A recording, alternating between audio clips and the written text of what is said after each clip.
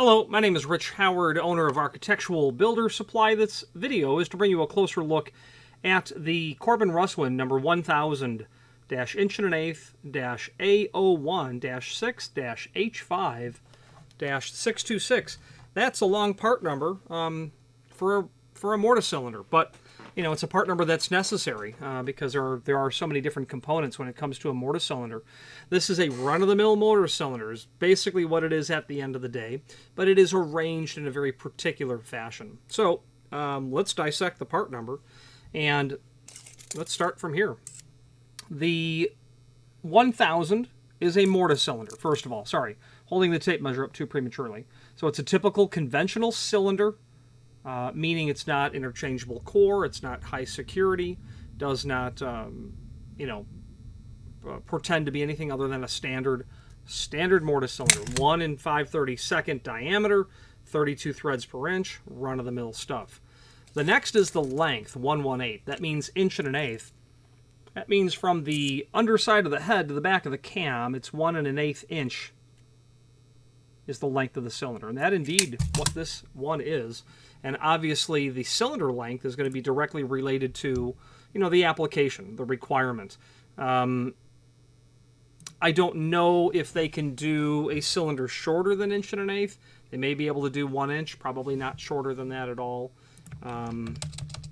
The 1000 does appear to be inch and an eighth as the shortest. The next part of the part number is the reference to the cam. And the cam, I'm pulling up here, and I wanted to pull it up in the book, is the typical Corbin Russwin cam. This A01 is going to work in steel case mortise locks, except classroom and institutional privacy functions. Deadbolt functions of green cast iron case mortise locks. It will also work with those as well, but not for master ring cylinders. Master ring just quickly happens to be a cylinder that is 1.5 inch diameter. It's substantially larger than this, and this cam would not work on a mortise ring, a master ring cylinder, because it's too small. It's meant for standard mortise cylinders. So this would be considered the typical cam for most Corbin Russwin locks. Okay, the A01. Someone may call that an M-Heart cam or a Corbin cam. Whatever it is, if you're using standard mortise locks by Corbin Russwin that have a steel case, except for that limitation, or green cast iron cases, this will work. So that's the A01 part of the part number. As you change A01, you'll get into other cams as well, and we'll touch on that in a moment. The 6, that's certainly going to be a reference to the 6-pin nature of the cylinder itself. It will be drilled for 6 pins in the plug, and it will be pinned 6 pins. After that is H5. That's a reference to the keyway, and that is the broaching in the cylinder plug that's there. Okay, so the cylinder plug has an H-class keyway and a H5 variant of that. It will come with 2 O-bitted H5 key blanks. Okay.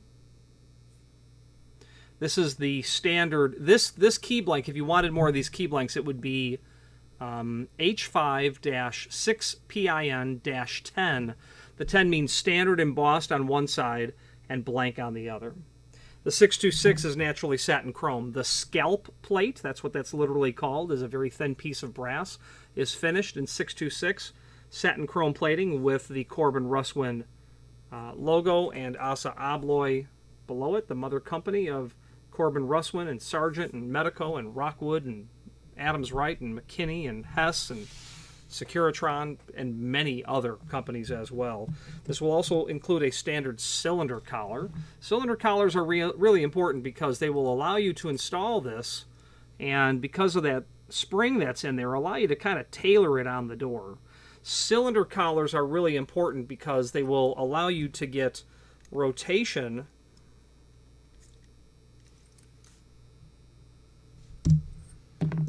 on the cylinder plug.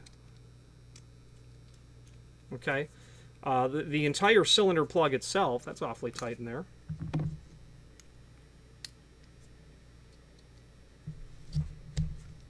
That one's even tighter. Okay. Let's not get too extreme here. I just needed to insert a small wrench into that key ring hole to be able to pull that out. It's awfully tight. I would have to say that that's a bit tighter than I would expect it to be, but it does go in. It does work. So the cylinder is the cylinder is obitted unless you specify something regarding keywork. And this will be an H5 keyway. Now, the fun really starts when we look into the catalog, but I was discussing this spring-loaded collar. If you do a typical job, any door type is going to have a different thickness. I mean, 1 3/4 thick doors are 1 3/4. Well, while that's certainly true of a statement to make, you put a caliper on it, and they're all not 1.75, that's for sure. If you do a job where you have some plastic laminate doors, they're very likely going to be a little heavy on 1.75. You do some mineral core oak veneer doors, they're probably going to be shy on 1.75. You do 14-gauge steel stiffened doors, I promise you they're going to be like 1.875. The spring-loaded collar allows you to kind of squeak out just a small amount of rotation on that cylinder to get the key where you like it so it's placed properly within the door, but also to account for a variety of different door thicknesses. For instance, master ring cylinders literally have a flexible head cylinder with them because they need to account for different door thicknesses. That 1.5 inch diameter mortise ring cylinder is much larger, and as you thread that down, you know, you're really not going to get the ability to tighten that without some sort of a flexible head, and that's standard for that. Not standard. Well, actually, flexible head is considered standard in certain applications. So the fun with this cylinder really starts when we start to look at the catalog. And let's switch to the screen view and take a little deeper dive, and I will take you into the cylinder manual where we can talk about this H-class keyway as well. So let's do that now. Okay, so this is the item that we're looking at here. Not a lot to really look at here except a little overview of exactly what the item is. It's an 1.5 inch mortise cylinder, and you're going to be able to use this in lots of applications. The fact that the client ordered it with the A01 Corbin cam tells me it's probably going to be used with a Corbin mortise lock sectional trim. Now, let's jump to the manufacturer's page as seen here, and from this page is really going to be our launching pad into a little deeper dive on the item. And the first stop is going to be, of course, the product catalog, which was just here, full product catalog. We open that document up, and it will get us to where we can review all 1,400 pages of Corbin Russwin. Part of that is because Corbin and PF Corbin, they have been, I'm going to think they've been in business since about just after the Civil War, but very close in that time frame. Certainly the last half of the 19th century, and perhaps just in the last quarter of the 19th century. But thereabouts is the bottom line. They were very much alive and well in the 1880s. Actually, on that manufacturer's page, I have some old catalogs here. So the oldest one that I have from P.F. Corbin is 1871, so they're certainly alive and well in 1871. How much before that, I just don't know. I'm sure that I've read that somewhere, I just don't recall. So when we pull up this catalog, we can do a find function on our keyboard literally for 1,000. Obviously, that is going to dump us into with a lot of search results. Let's go -118 and look for specific instances of a 118 cylinder. We can see finding it here in the DL3000 deadlock section. You know, you can use that in a deadbolt. A conventional 6-pin cylinder is what it is. Okay, you'll recall that we had a -6 in our part number, and that's going to be a 6-pin. As we scroll through the catalog for this 118, we can find, or the 1,118, we will find many other instances of where it occurs in different series of locks. Okay, the ML2700 series locks, it's here. We keep going through, and we will definitely continue to find it in lots of places. ED4000 series, that's an exit device by Corbin Russwin, ED5000, etc. Okay. Now, the locating it. Here's a much more complete chart. What's nice about the Corbin Russwin book is when you get to that section of the catalog, they're going to show you the parts that would be in orbit to the original item, and how you need to order the particular item so as to complement the requirement that you're looking for. Okay, so there you go. The next part of the part number is the A01, and let's get to that A01 area. If I recall correctly, that's on about the 781st or 88th page of my catalog. I just happen to remember that. Access 3, cams. It really doesn't matter at the end of the day how we find it.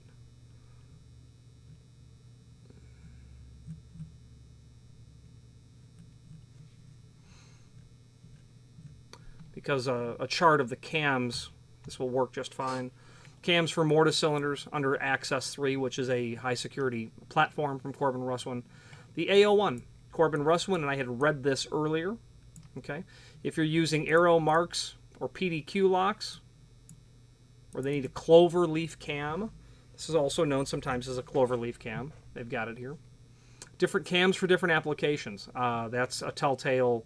That's easy to recognize. That's Schlage. You've got, obviously Adams Wright is going to be easy to pick out right here. Okay, this is an older style cam that you would see, etc. If you're also doing locks by someone like a boutique manufacturer like Accurate, not that they're a boutique manufacturer, but they can be in certain areas, they will call out basically using a Corbin Russwin or cloverleaf cam.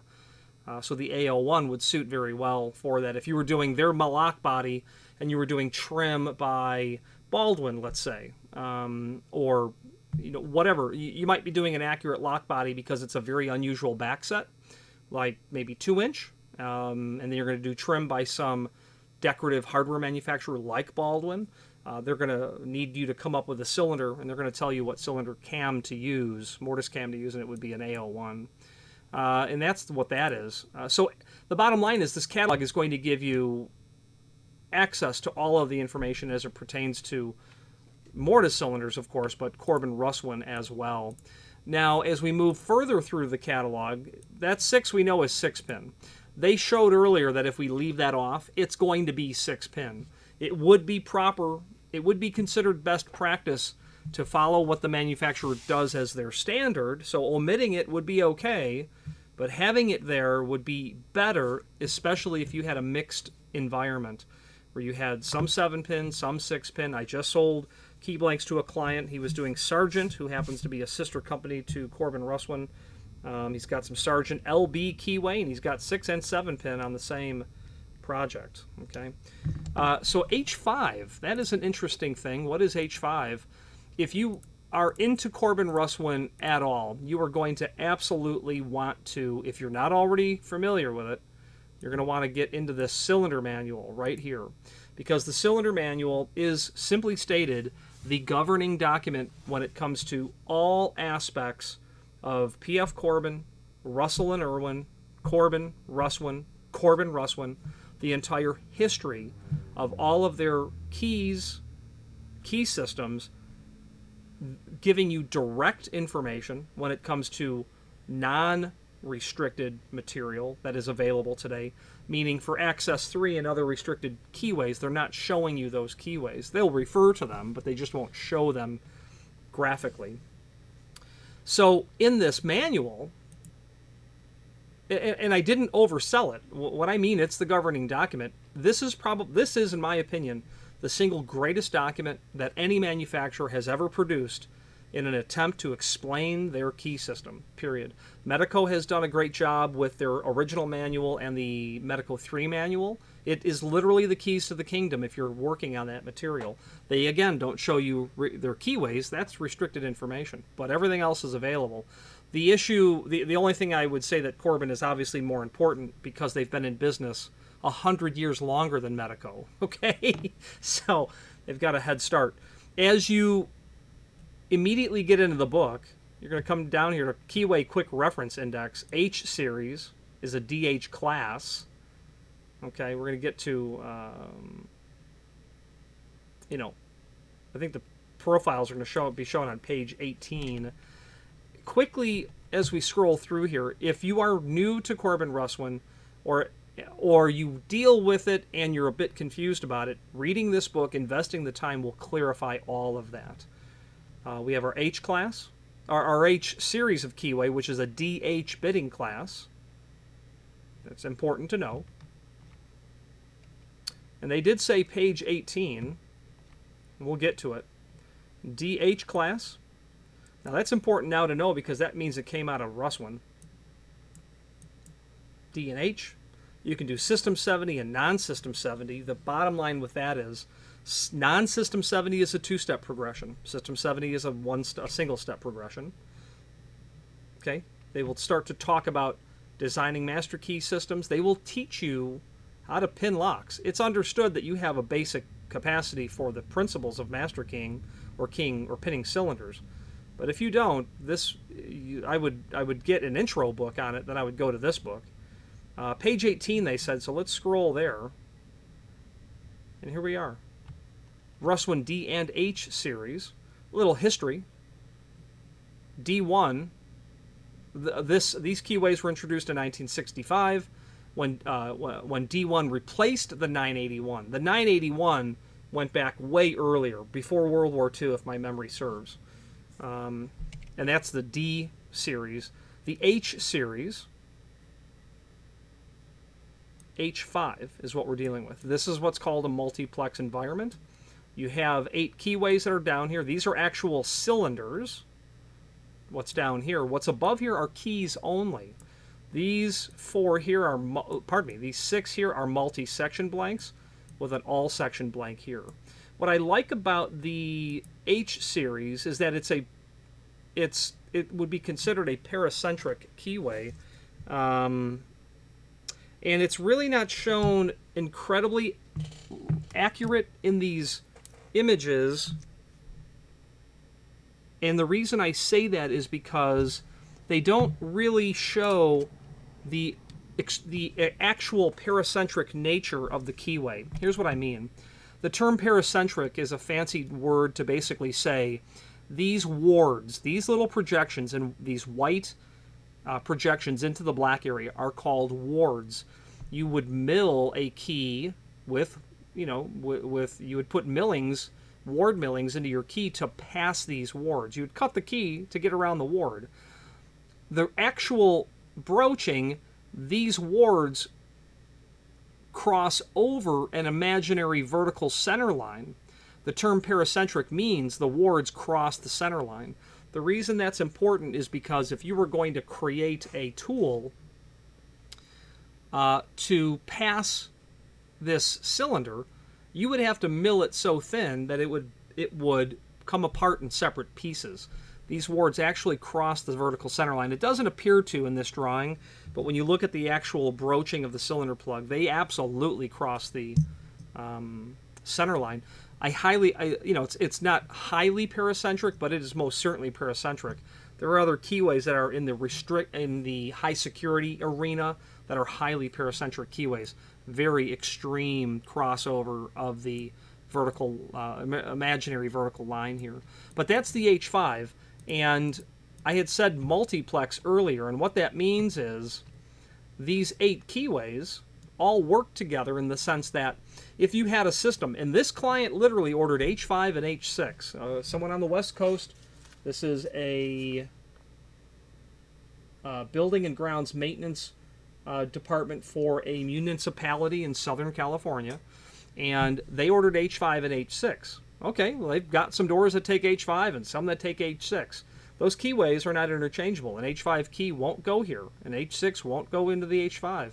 But someone over there is probably walking around with an H56 multi-section key blank that can be cut to enter both of these cylinders. That would be a reason to use a multiplex system in the sense that, let's say, the entire facility is on H5 except human resources or payroll or something restricted in nature is on H6, but ownership walks around with H56 key blanks. So anyone with a standard H5 can't go to those restricted areas, etc. That would be an example of why you'd have a multiplex. Another example of why you'd have a multiplex is, just without getting into it too deeply, if it was a PreSystem 70, you could theoretically derive 4,096 different key changes on a H5 and 4,096 on an H6, or on any of them, in a two-step or a PreSystem 70. Let's say you had an installation where you needed 18,000 keys, okay?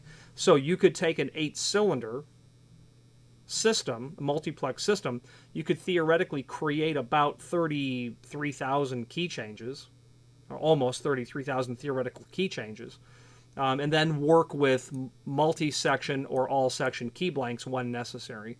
That's a deeper conversation of which I would say that I'm proficient in understanding the theory behind it. I wouldn't call myself an expert, but that would be the other reason for using a multiplex system. But what's really great about talking about this manual is it will give you all of the information about it, but we're not done. But wait, there's more. We can get to the depth and spacing chart, the DSD, the depth and spacing data for the H5, and I don't recall where it is, or the H family. I don't recall where it is, but I will get us to that area pretty quick. That is Russwin DH class. Oh, Z and DH class, System 70 and PreSystem 70. High security.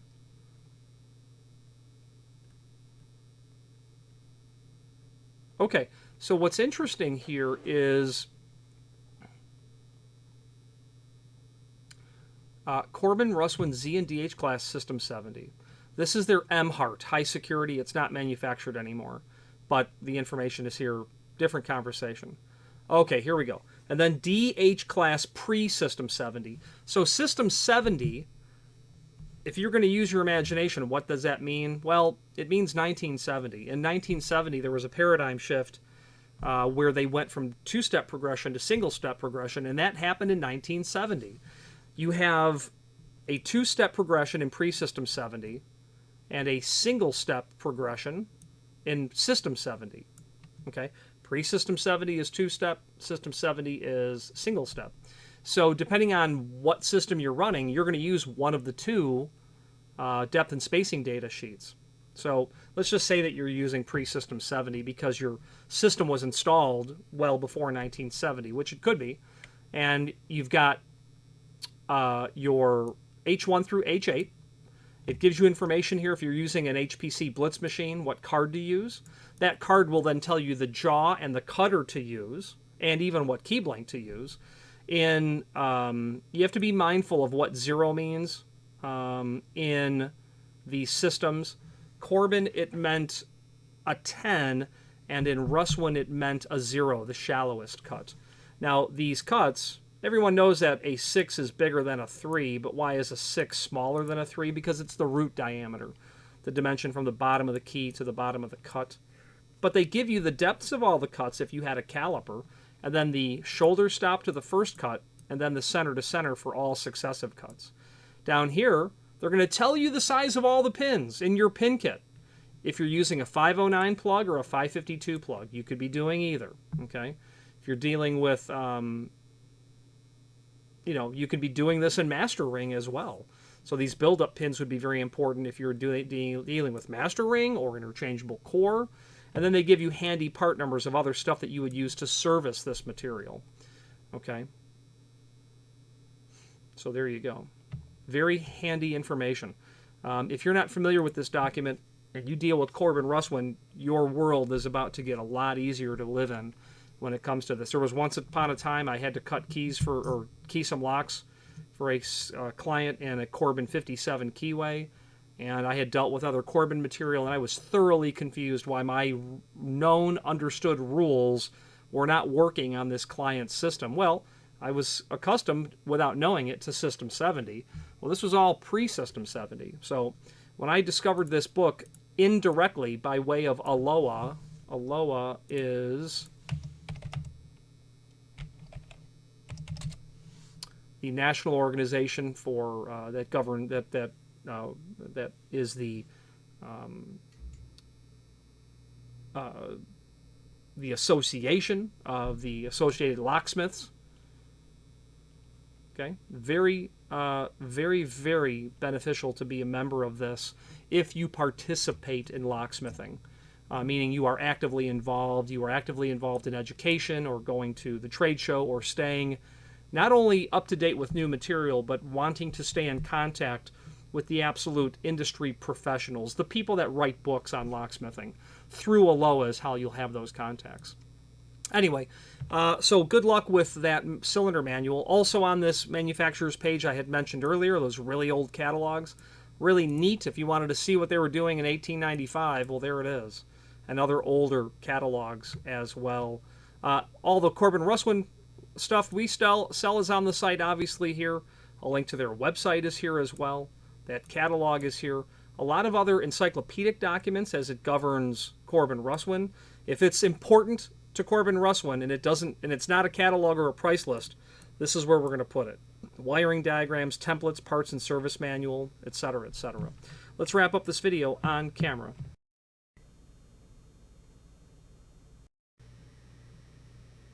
Now, that prior difficulty of the key blank going in the cylinder, I've not really encountered that with Corbin Russwin before. Obviously, it will work itself free. You're going to pin this material, so you'll have an opportunity to work the cylinder at that point. I suppose, and it's certainly not recommended if it was a chronic problem, you might just take a couple of passes with a real fine file on both sides, and just to see if that makes that a little smoother. But manipulating the key is certainly not considered best practice when it comes to a key system, because it works to ultimately not only degrade the health of the cylinder, but degrade the security of the cylinder as well. If you have any questions on the 1000 series Corbin Russwin mortise cylinders or any other Corbin Russwin product, please feel free to reach out to us. And thank you.